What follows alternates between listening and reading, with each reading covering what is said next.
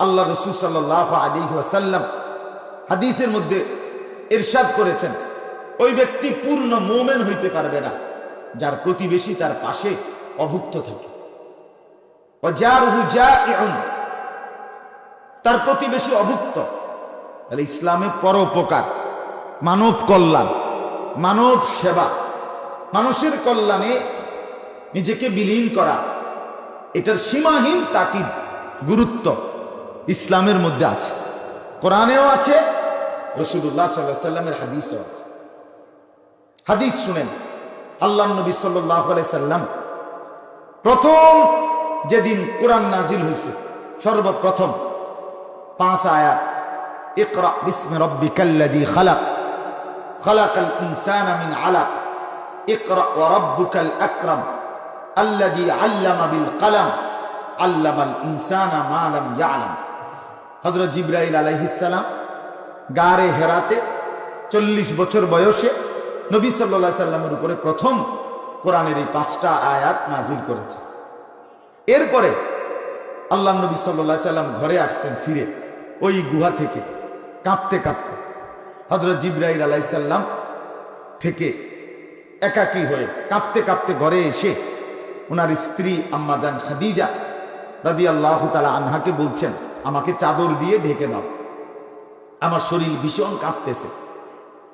হযরত খাদিজা রাদিয়াল্লাহু তাআলা আনহা তিনি চাদর দিয়ে ঢেকে দিয়েছেন নবীজিকে।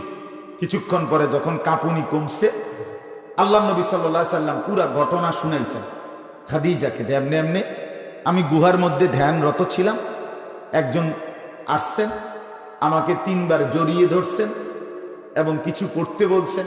আমি প্রথম পারি নাই, পরে 3 বারের পরে আমি পড়ছি এই 5টা আয়াত, এই কথাগুলো। এখন আমার ভীষণ ভয় হচ্ছে, লাকাদ খাশিতু আলা নাফসি, বুখারী শরীফের রিওয়ায়াত, আমি যেন মরে যাব এরকম কষ্ট হচ্ছে আমার, এত ভারী মনে হয়েছে আমার কাছে প্রথম কোরআন নাজিল।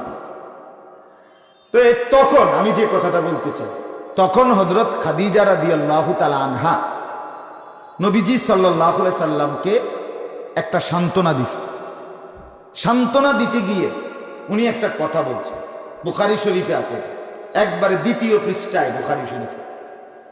হযরত খাদিজা রাদিয়াল্লাহু তাআলা আনহা বলেন, ওয়াল্লাহি মা ইউখজিকাল্লাহু আবাদা, হে স্বামী আমার, আল্লাহর কসম করে বলতেছি, আমার বিশ্বাস আপনাকে আল্লাহ এক মুহূর্তের জন্য বেইজ্জতি করবেন, আপনি অপদস্থ হবেন না, ক্ষতিগ্রস্ত হবেন না, আপনি টেনশন করতেছেন কেন? আমার বিশ্বাস আল্লাহ আপনাকে লাঞ্ছিত করবে না। এখন কেন? খাদিজার যুক্তি কি? হযরত খাদিজা রাদিয়াল্লাহু তাআলা আনহা বলেন, আপনার মধ্যে 5টা গুণ আমি গত 15 বছর ধরে দেখতেছি। 25 বছর বয়সে নবীজি সাল্লাল্লাহু আলাইহি সাল্লাম খাদিজা রাদিয়াল্লাহু তাআলা আনহাকে বিয়ে করছেন, তাহলে এখন হলো 40 বছর কোরআন নাজিল হয়েছে। তো কয় বছর হলো? এই 15টি বছর আমি আপনার সংসারে আপনার স্ত্রী হিসাবে থেকে আমি লক্ষ্য করছি, খেয়াল করছি, আপনার মধ্যে 5টা বিশেষ গুণ আছে। এই 5টি গুণ যার মধ্যে আছে, আমি বিশ্বাস করি আল্লাহ তাকে বেইজ্জতি করে না। এখন সেই 5টা গুণ কি? 5টা গুণ হইল 3 বেলা খায় আর 2 বেলা ঘুমায়, এই 5টা গুণ। সকালে নাস্তা, দুপুরে ভাত, রাইতে ভাত, আর দুপুরে একবার ঘুম আর রাইতে একবার ঘুম, এই কয়টা হইলো? বুঝছেন নি? গুণ, এটি তো গুণ নাকি? আমরা তো গুণে এটা এবার গুণ কি? ওটা ফান খায়। এবার গুণ কি? এবার বইয়া বইয়া গপ মারে। ওনার গুণ কি? আপনি ওনারা কইবে সাদওয়াল। হযরত খাদিজা রাদিয়াল্লাহু তাআলা আনহা বলেন, হে স্বামী আমার মুহাম্মদ সাল্লাল্লাহু আলাইহি ওয়াসাল্লাম, আপনার মধ্যে 5টি গুণ আছে। 1 নাম্বার, ইন্নাকা লা তাসিলুর রিহমা, আপনি সর্বদাই আমি দেখছি আত্মীয়দের সাথে সম্পর্ক বজায় রাখেন। এই খেয়াল করেন, 1 নাম্বার গুণ, ইন্নাকা লা তাসিলুর রিহমা, আপনি আপনার আত্মীয়দের সাথে সম্পর্ক বজায় রাখেন।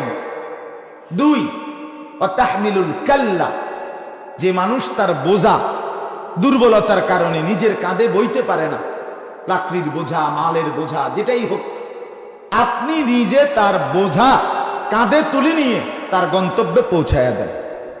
আমি দেখছি দুর্বলের বোঝা কাঁধে নিয়ে আপনি পৌঁছায় দিচ্ছেন, এটা আমি অনেকবার দেখছি আপনার মধ্যে। 3 নাম্বার, ওয়াতাকসিবুল মাদুমা, যে মানুষটা উপার্জন করতে পারে না, নিঃস্ব, অসহায়, পঙ্গু, প্যারালাইজড, অক্ষম, অচল, বোবা, বধির, অন্ধ, যে কোনো রকমের উপার্জন করার আর কি নাই, ক্ষমতা নাই। আমি দেখছি আপনাকে গত 15 বছর আপনি সেই দুর্বল মানুষটার, অক্ষম মানুষটার জন্য নিজে কামাই করা উপার্জন করে তাকে দিয়ে দিচ্ছেন। 4 নাম্বার, ওয়াতাকরিদ দাইফা, আপনাকে দেখছি গত 15 বছর স্বামী আপনি মুহাম্মদ সর্বদাই মেহমানকে আপ্যায়ন করেন।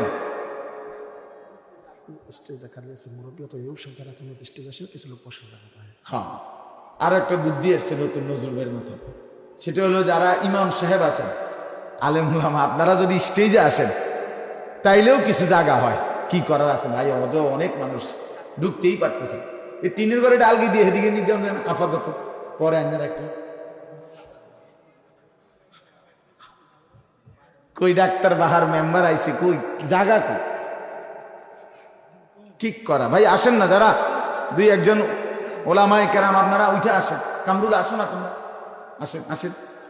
মাহমুদ উঠো, উপরে আসো তোমরা, ফয়সাল উঠো, তারপরেও জায়গা হয়। কি